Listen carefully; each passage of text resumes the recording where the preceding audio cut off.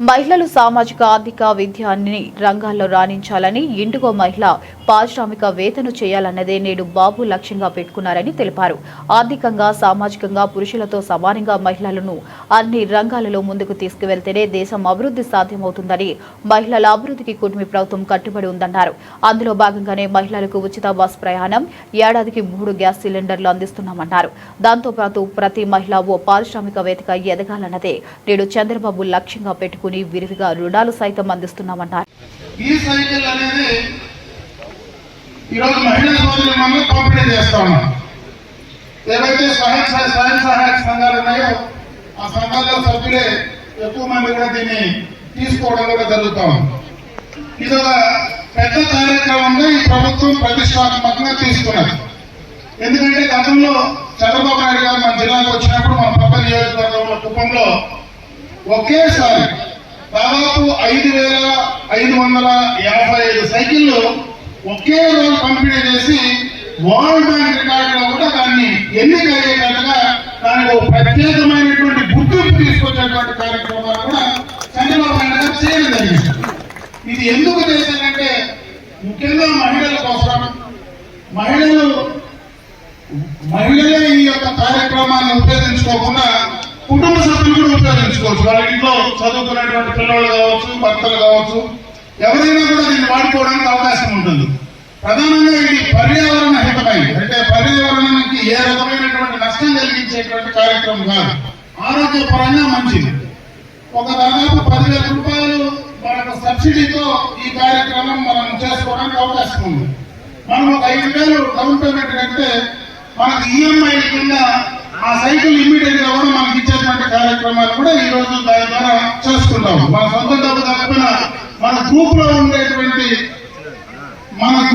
పొదుపు సంఘాల నుంచి తీసుకున్న డబ్బులో కూడా దీన్ని కట్టుకొని తీసుకోవడానికి అవకాశం ఉంటుంది. ఈరోజు మన మండలంలో 20 సైకిల్ మనం పంపిణీ చేస్తున్నాం. దాదాపు 100 మంది కావాలని కోరుకోవడం జరిగింది. ఈ 100 మంది కాదు, మండలంలో ఎంతమంది కావాలంటే అంతమందికి ఇవ్వడానికి ఈ రోజు అవకాశం ఉంది. కాబట్టి దీన్ని మీరు సద్వినియోగం చేసుకోమని చెప్పి ఈ సందర్భంగా ఇక్కడ ఉన్నటువంటి మహిళా సోదరిమణులందరినీ కూడా నేను కోరుకోవడం జరుగుతాం. ముఖ్యంగా ఈ రోజు ఈ సందర్భంగా మీకు ఒక విషయం చెప్పాలి. ఎందుకంటే ఈరోజు మహిళల కోసం చంద్రబాబు నాయుడు గారు కానీ తెలుగుదేశం